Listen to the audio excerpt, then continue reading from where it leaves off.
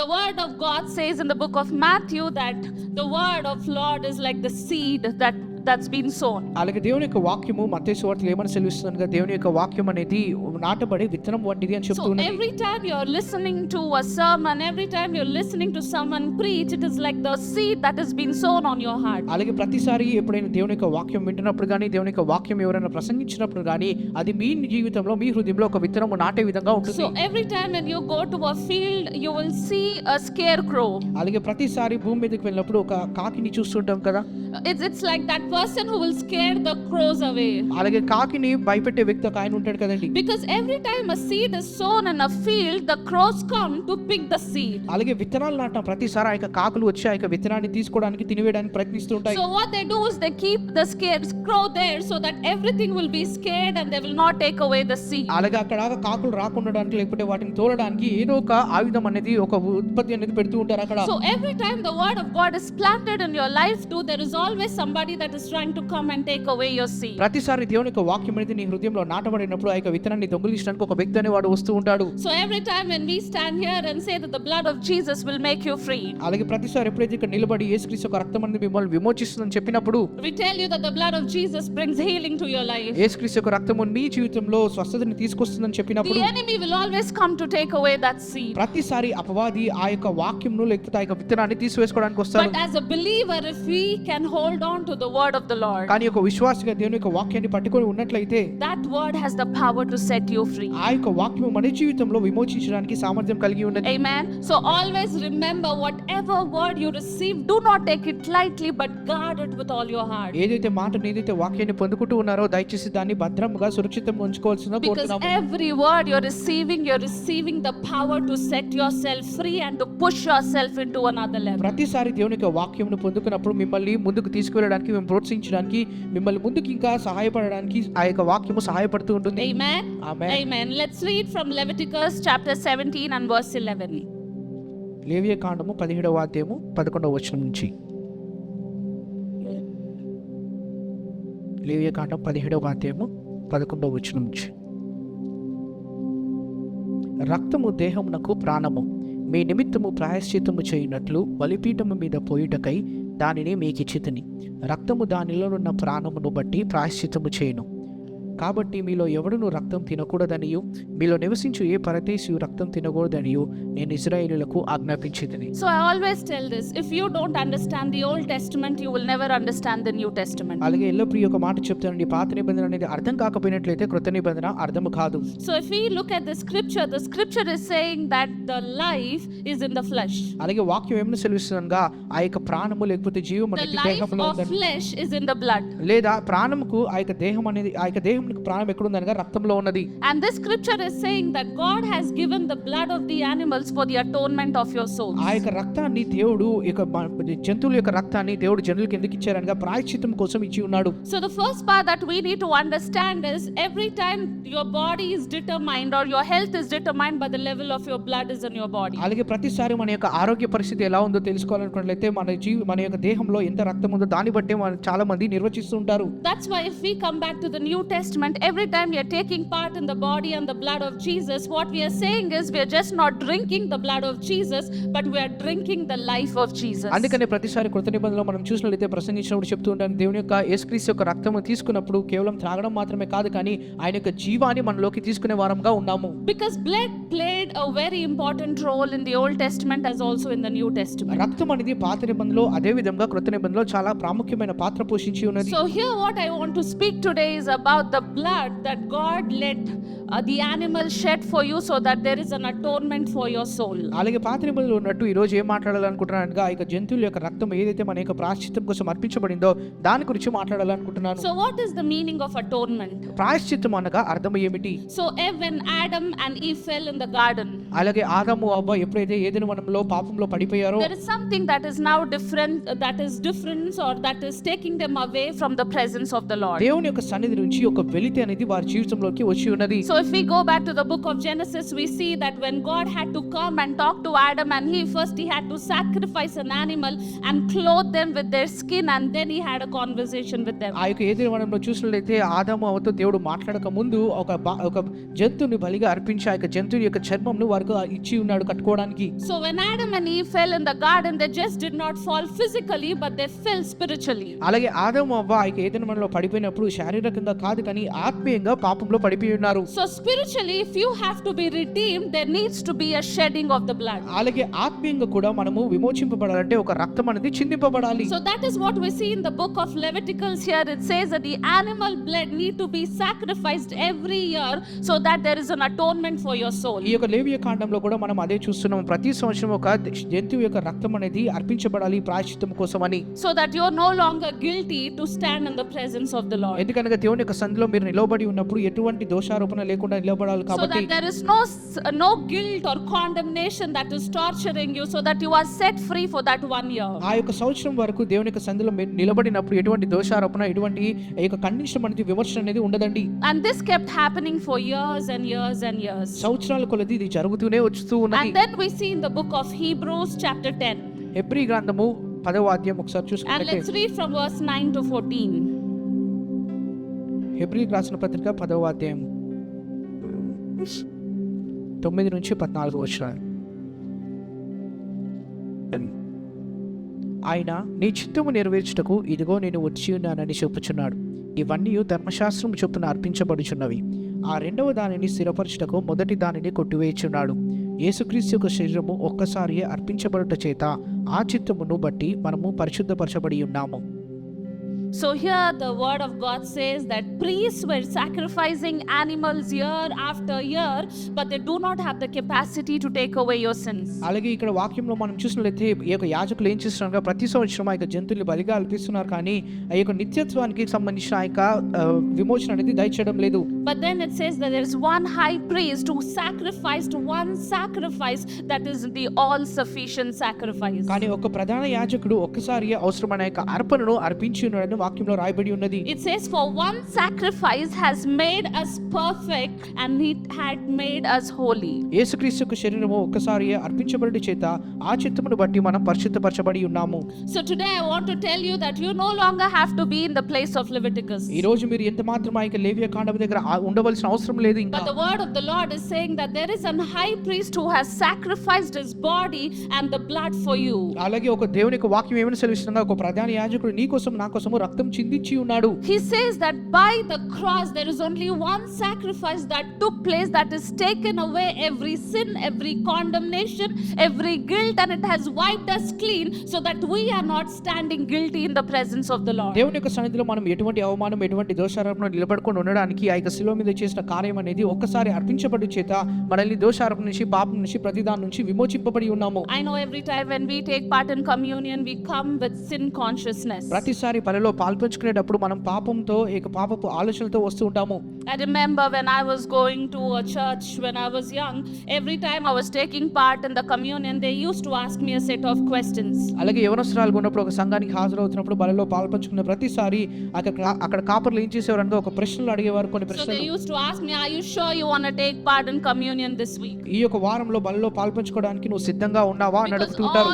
Because all that they did was they was just sin conscious when they were coming into the presence. ప్రతిసారి దేవుని యొక్క సన్నిధిలోనికి వచ్చినప్పుడు వారు పాప ఉద్దేశంతో వస్తూ ఉంటారు. But I want you to understand something that Hebrew chapter 10 is talking to us. హెబ్రీయులకు రాసిన పత్రిక 10వ అధ్యాయం మనతో మాట్లాడుతున్న విషయాన్ని అర్థం చేసుకోవాలి. It's saying that Jesus Christ has shed his blood for you so that you don't have to feel guilty anymore to enter into his presence. దేవుని యొక్క సన్నిధిలోనికి మనం రావడానికి ఎటువంటి దోషారోపణ అనేది మన జీవితంలో లేకుండా ఉండడానికి యేసుక్రీస్తు ఆయన యొక్క రక్తాన్ని చిందించి ఉన్నాడు. He's saying that one all sufficient sacrifice is enough for you to come and enjoy the presence of God. దేవుని యొక్క సన్నిధిని అనుభవించడానికి ఒక్కసారి అర్పించబడిన ఆ యొక్క బలి అనేది సరిపోతుందని చెప్తూ ఉన్నాడు. And in other words is saying that when you are taking part in the body and the blood of Jesus, do not be sin conscious but be son conscious. అలాగే ప్రతిసారి బలిలో పాల్పంచుకుంటున్నప్పుడు ఆ యొక్క పాపపాన్ని ఉద్దేశంతో కాకుండా కుమారుని జ్ఞాపకం చేసుకుంటూ మనం అందులో పాల్పంచుకుంటూ ఉండాలి. And even before we take part in communion today, ఈ రోజు బలిలో పాల్పంచుకోక ముందు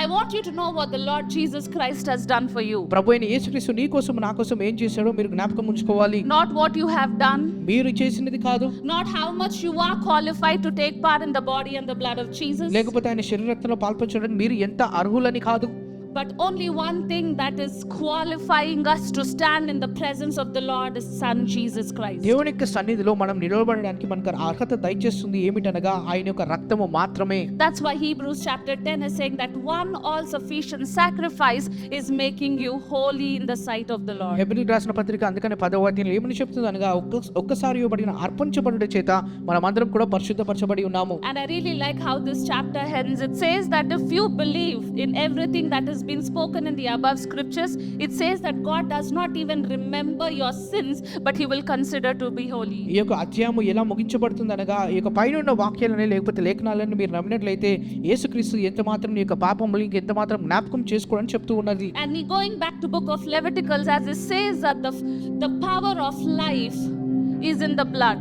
అలాగే లేవియ కాండములో మనం ఇందాక చూసినట్టు విధంగా దేహమునకు ప్రాణము రక్తమై ఉన్నది. And even as you are taking part in the blood of Jesus today, ఈ రోజు యేసుక్రీస్తు యొక్క రక్తంలో మీరు పాలుపంచుకుంటూ ఉండగా imagine what life you're taking part in. మీరు ఏ జీవంలో పాలుపంచుకుంటున్నారో ఒకసారి ఆలోచించండి. If we can go back and understand the life of Jesus, imagine that you are partaking in the life of Jesus Himself. అలాగే యేసుక్రీస్తు యొక్క జీవంలో మీరు పాలుపంచుకుంటున్నారని నమ్మి మీరు తీసుకున్నట్లయితే ఆయన యొక్క జీవంలోనే పాలుపంచుకునే వారిగా ఉంటారు. Maybe today you're weak, you're sick, you're discouraged, you could have any titles over you today. అలాగే ఈ రోజు మీరు బలహీనరాలుగా లేకపోతే నిరాశలో నిరుత్సాహంలో ఉన్నారు, ఎటువంటి పేరుతో మీరు వచ్చారో తెలియదండి. But I have a good news for you. కానీ మీకు ఒక శుభవార్త కలిగి ఉన్నాను. You have the blood of Jesus available in the house of the Lord. క్రీస్తు యేసు యొక్క రక్తము మీకు అందుబాటులో ఉన్నది ఈ రోజు. It's like paracetamol. అది ఒక పారాసిటమాల్ లాగా No ఉంటుంది. matter what you're struggling, you can take one paracetamol and you're fine. మీరు ఎంత అనారోగ్యంగా ఎంత బలహీనరాలుగా ఉన్నా సరే ఇక పారాసిటమాల్ తీసుకుంటే అంత బాగానే ఉంటుంది కదా. So it's like no matter what you're struggling with, the only solution you need is the blood of Jesus Christ. మీరు ఎంత ప్రయాసపడుతున్నా మీకు కావాల్సిన ఒకే ఒక పరిష్కారం ఏమిటంటే యేసుక్రీస్తు యొక్క రక్తమై ఉన్నది. If you're weak in your body, the blood of Jesus Christ has the power to give you strength. నీ దేహంలో బలహీనురాలుగా ఉన్నట్లయితే యేసుక్రీస్తు యొక్క రక్తం అనేది నీకు శక్తిని ఇస్తూ ఉంటుంది. Maybe you're struggling with sin today. Let me tell you, the blood of Jesus Christ has the power to make you holy. మీరు పాపంలో ప్రయాసపడుతూ ఉన్నారేమో, ఈ రోజు మిమ్మల్ని పరిశుద్ధపరచడానికి యేసుక్రీస్తు యొక్క రక్తం అనేది అందుబాటులో ఉన్నది. Maybe you're looking for peace. The word of God says, by the blood of Jesus we have given peace. అలాగే నువ్వు సమాధానం కోసం వెతుకుతూ ఉన్నావేమో, దేవుని యొక్క వాక్యం ఏమని సెలవిస్తుందంటే ఆయన రక్తం చేత మనకు సమాధానం ఇవ్వబడిందని. Maybe you're thinking you're condemned, but the word of God says that there is no condemnation in Christ Jesus. మీరు ఖండించబడుతున్నారేమో, కానీ దేవుని యొక్క వాక్యం ఏమని సెలవిస్తుందనగా దేవుని యొక్క సన్నిధిలో ఎటువంటి దోషారోపణ అనేది లేదని చెప్తున్నది. Are you ready to take part in the body and the blood of Jesus? బలిలో పాల్పంచుకోవడానికి సిద్ధంగా ఉన్నారా అండి? I want you to know that this blood of Jesus has the power to make you holy. యేసుక్రీస్తు యొక్క రక్తం అనేది మిమ్మల్ని పరిశుద్ధపరచడానికి సామర్థ్యం కలిగి ఉన్నది. Don't be sin conscious, but be son conscious. దయచేసి ఈ యొక్క పాపం అనే ఆలోచనలో ఉండిపోకండి, కుమారుని జ్ఞాపకం చేసుకోండి. And I want you to know that the blood of Jesus has the power to give you life. యేసుక్రీస్తు యొక్క రక్తం అనేది నీకు జీవాన్ని ఇవ్వడానికి సామర్థ్యం కలిగి ఉన్నది. I don't know whatever area that you're struggling today, know that that area is going to be set free because you are taking part in the blood of Jesus. మీరు ఎటువంటి పరిస్థితుల్లో మీరు ప్రయాసపడుతున్నారో తెలియదు, కానీ మీరు నమ్మి విశ్వసించి ఆ యొక్క రక్తంలో పాల్పంచుకోండి. ఆ యొక్క పరిస్థితుల నుంచి, ఆ యొక్క ప్రయాసల నుంచి విమోచించబడతారు మీరు. Our church, one of the main pillars of our church is communion. అలాగే మన యొక్క సంఘంలో ముఖ్యమైన స్తంభం ఏమిటనగా ఈ యొక్క బలిలో పాల్పంచుకోవడం If అయినది. you were here on the 31st night, you would hear so many testimonies, people just talking how communion healed them. అలాగే 31వ తారీఖున మీరు వచ్చినట్లయితే ఎంతమంది ఈ యొక్క బలిలో పాల్పంచుకోవడం ద్వారా సాక్ష్యాలు పొందుకున్నారో ఆ యొక్క సాక్ష్యాలు వినేవారండి మీరు. Because that is the power in the blood of Jesus. యేసుక్రీస్తు యొక్క రక్తంలో అంత శక్తి దాగి ఉన్నది.